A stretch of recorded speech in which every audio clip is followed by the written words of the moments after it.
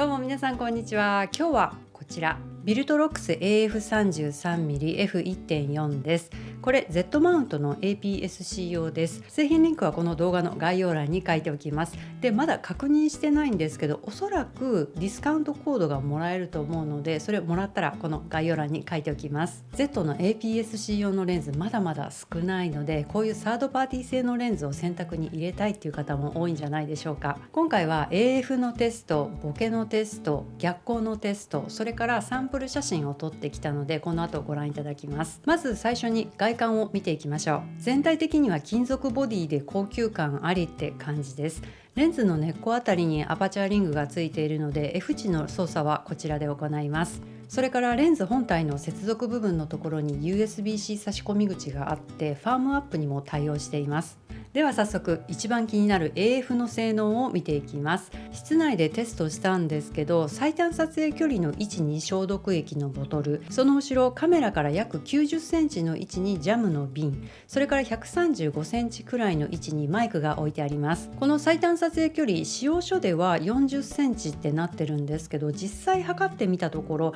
42、43センチぐらいでした。ぴったり40センチだとピント合わないです。ではちょっと結果を見てください。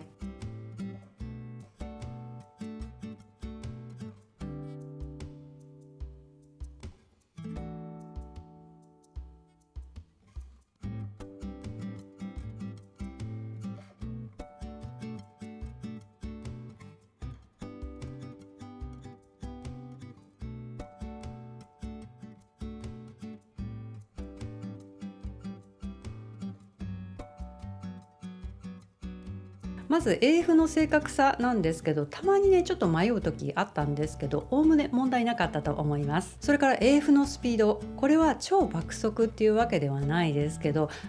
イラッとするような遅さとかそういうのではないです。それから顔認識 AF にも対応しているということでテストしてみました。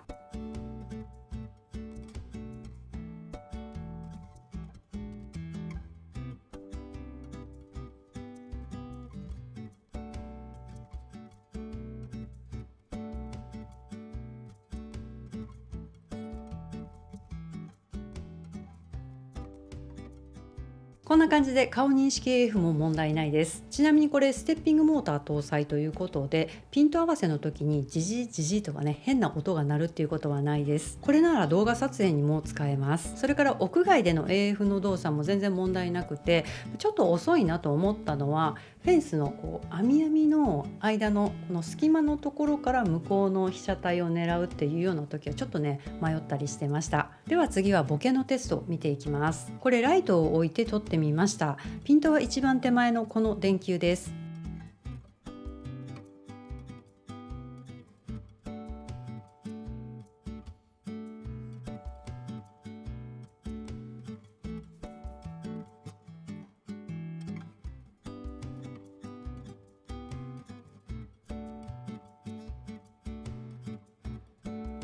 このテストでは F11 以降あんまり変化がないように見えました。で次はアルミホイルをくしゃくしゃにしてカメラから約90センチのところと135センチのところに置いてみました。端っこはレモン型になってますね。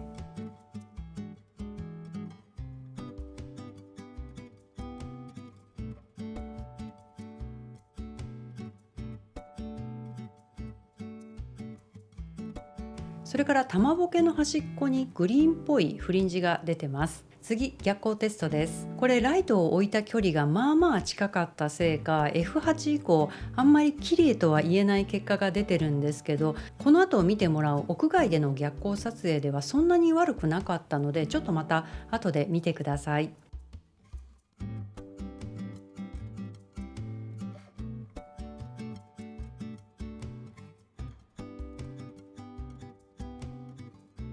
では次、屋外でテスト撮影してみたので、まずはざっと一通り見てみてください。コメントは後でします。ご覧いただく写真はローで撮ったものをライトルームに取り込んで、ニコンのピクチャーコントロールスタンダードを当てはめたものです。基本的にはその他の操作はしてないんですけど、ちょっと暗すぎたかなっていうものは露出をちょっと上げました。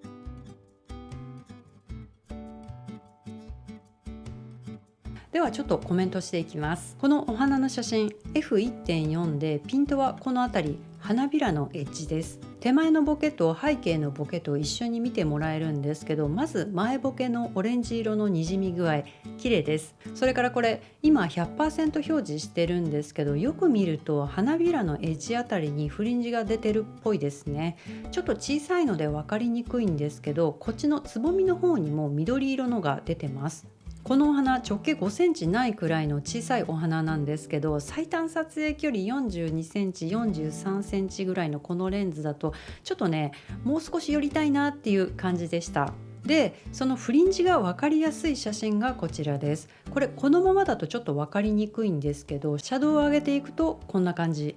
ブルーグリーン系のが出てます。で次こちら、これはねピントはここら辺です。葉っぱの質感とかもしっかり出てると思います。で質感でもう一つこちら、貝殻の質感がねしっかり映ってますし、それから画面端っこのあたりもしっかり映ってます。これ F2 です。で次これは電球のところにピントを置いています。 F5.6 で ISO800 ということで、拡大するとちょっとね写真ザラッとした感じが出てるんですけど、背景の玉ボケのあたりもちょっと見てもらえるかなと思って載せました。この玉ボケにもうっすらと縁取りっぽい感じありますね。でこれ黒い服の人を歩いてるんですけど、靴が白かったのかな、そこにも光が当たってて靴も玉ボケになってるのが面白いですね。次円形です。 F5.6 なんですけど、この鉄橋のライン、